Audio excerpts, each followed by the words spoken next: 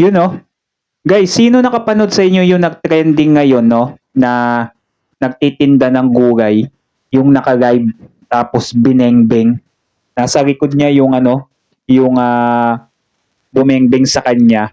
At eto pang matindi, no? Kuhang-kuha pa at nahurikam ng kanyang live stream, no? Etong nangyari dito sa kawaawang nagtitinda ng gulay na babae. So eto guys, eto pala yung mismong suspect, no? Mabuti na lang at nahuri na itong suspect na to. Tignan natin. At eto guys, yung nangyari sa kanya. Sabi dito sa mga balita na etong babae daw ay himalang nakaligtas. Nakaligtas. Kung mapapansin nyo guys sa video, talagang tinutukan siya at malapitan siyang pinutukan itong suspect, no? Itong kawaawang nagtitinda ng gulay at ayon kaya pala yan binengbeng siya dahil may garit pala yung mismong suspect. Alam niyo ba kung anong garit niya? So eto, papanood ko sa inyo ngayon, no? Latest news to at bagong balita na nag-trending ngayon dahil nakuhanan to na live stream niya, no? Kung napadpad kayo dito sa ating video guys, no, baka pwede ako makisuyo sa inyo na mag-subscribe muna kayo guys sa ating channel. Nang sa ganoon ay lagi tayong updated, no? At i-click ninyo yung notification bell nang lagi kayong updated once na may mga bago tayong upload, no? So ito guys, matindi, nagulat ako kahit ako na nung napanood ko yung video na yon. Talagang nakakaawa, no? Isipin mo wala kang kamagay-magay na yun na pala yung last na pagtitinda mo nung gabi na yon. So 2 hours siya na gano'n nun guys nang nag-live at everyday yun nag-live siya, no?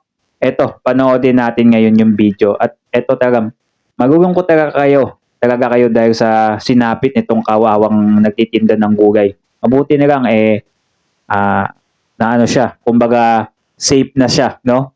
Pero di natin alam, baka comatose to, no? Comatose kasi, eto, may kita nyo naman sa video.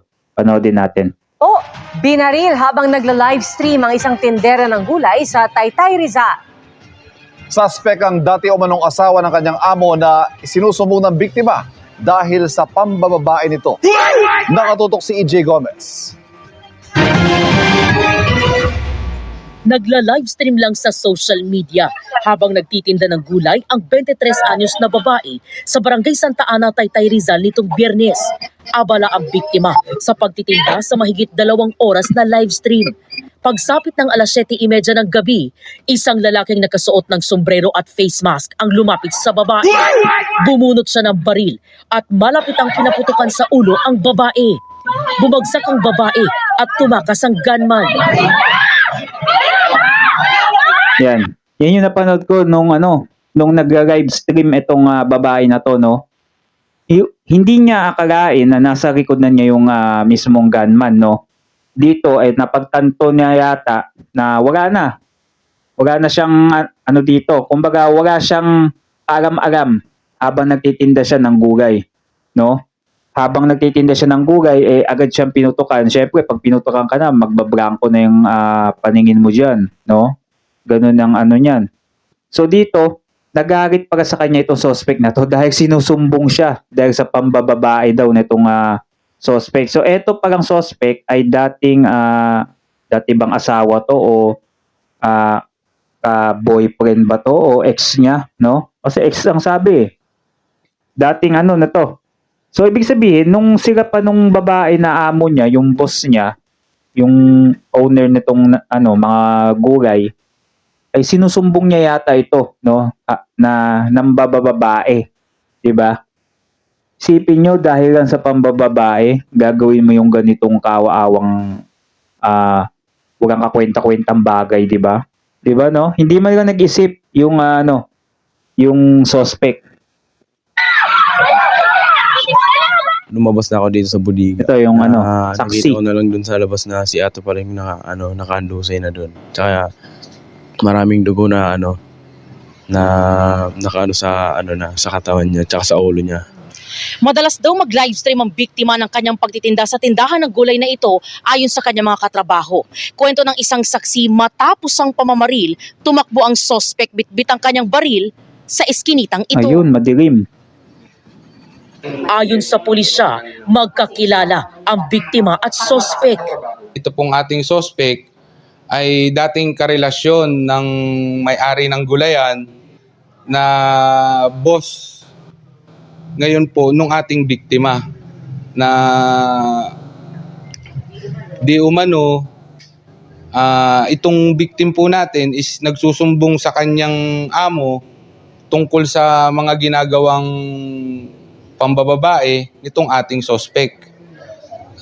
Dahilan para tumindi ang galit nitong suspect doon po sa ating victim. Naaresto nitong Sabado ng umaga ang 31 anyos na sospek sa kanyang bahay sa Angono, Rizal. Aminado siya sa pambababae niya. O di, Nagdahilan daw ng edi nahuli nga yung suspect, no?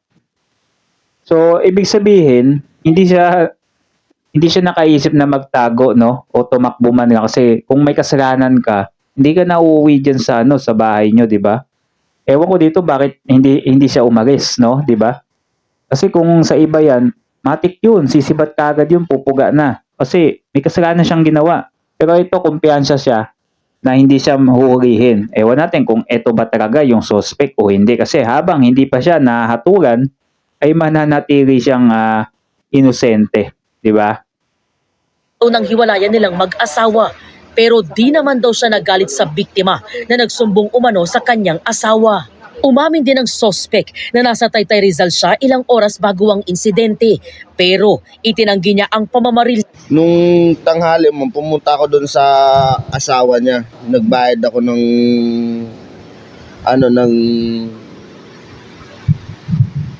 pera. Ang layo po, ma'am, ng mukha ko doon. Di ko naman magagawa kung ganun yun, ma'am. Napamahal na sa akin yung bata na yun.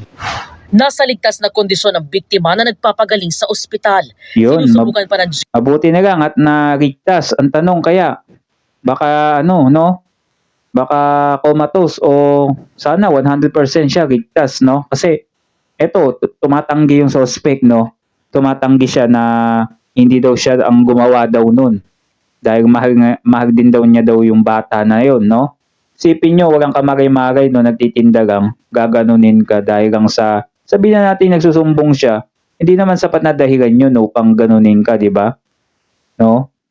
Ganunin. Tapos, etong suspect na to, hindi din nag-isip, no? No? Dahil lang sa ganun, gagawin mo yung ganung bagay sa tao. Huwag naman ganun, no? So, eto, mabuti na lang at nakaligtas yung yung babae na yun. Kawawa kasi nagtitinda lang siya ng gulay. Isipin nyo ba naman, kahit nasabi natin may ginawa siyang kasalanan, hindi naman sapat na dahilan para gawin sa kanya yung ganong, babawian mo ng buhay, di ba? Dapat sinampal mo na lang, o kaya binugbog mo kaysa ganon ang ginawa, di ba? Kaya ang daming nagugat dun, yung napanood yung live na to naging kagaya din nung yung isang, mayor ba yun, yung nasa Davao, yung naka-live din, tapos bineng-beng din siya. Di ba? Halos ganon din yun naka-live, no? Naka-live siya. So, yun na lang guys, no? Yun na lang ang ating balita ngayon, no? Eto, mabuti na lang at yung nag-trending na babae, no? At nakaligtas siya dun sa, isipin nyo, wala makakaligtas dun kung talagang, tutukan yun di ba? Kawawa lang, no? So, yun na lang, Yun na lang guys. Thanks for watching. Have a nice day.